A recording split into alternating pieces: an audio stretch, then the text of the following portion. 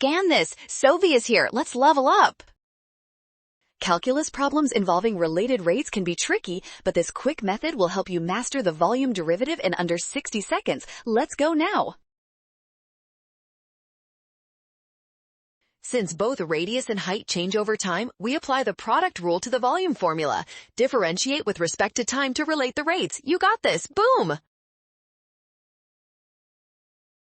Now, substitute the given radius, height, and the respective rates of change into our derivative equation. Watch the units carefully as we plug in these values. Keep going, champ.